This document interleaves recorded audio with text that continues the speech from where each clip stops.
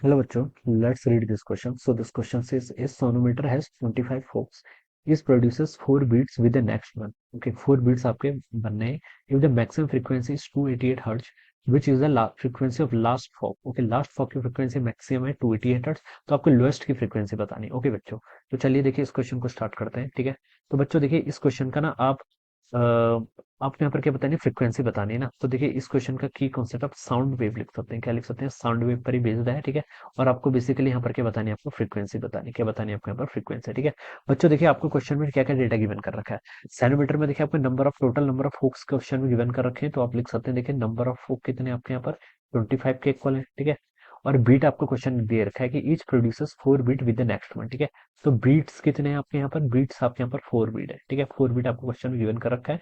Maximum frequency आपको question में given कर रखी है, यानी कि एफ मैक्स की वैल्यू आपको क्वेश्चन में गिवन है कितनी, 288 हर्ट्ज है. ठीक है, और आपको यहाँ पर क्या निकालना है, एफ मिनिमम की वैल्यू क्या करनी है, कैलकुलेट करके बतानी है. ठीक है, अब बच्चों देखिए हमें यहाँ पर से पता है कि आपका जो डिफरेंस होता है फ्रीक्वेंसीज का, देखिए जो एक्सट्रीम होते हैं, एक्सट्रीमास का जो डिफरेंस होता है, यानी कि मैं लिख सकता हूँ आपका जो एफ मैक्सिमम माइनस जो आपका एफ मिनिमम होगा वो किसके इक्वल होता है, देखिए number of folks minus one. ठीक है, नंबर ऑफ फोक्स कितने हैं यहाँ पर आपके 25. ठीक है, तो ये कितना हो जाएगा आपका 25 माइनस वन इंटू जो आपके बीट्स प्रोड्यूस होते हैं, इंटू आपके क्या बीट्स, तो कितने हो रहे हैं, देखिए ईच प्रोड्यूसेस 4 बीट्स बोल रहा है. ठीक है, तो ये आपका 4 के इक्वल हो जाएगा. ठीक है, अब देखिए यहाँ पर पुट कर लीजिए, एफ मैक्सिमम आपको 288 गिवन है, एफ मिनिमम की वैल्यू वैल्यू यहाँ पर कैलकुलेट करके बतानी है.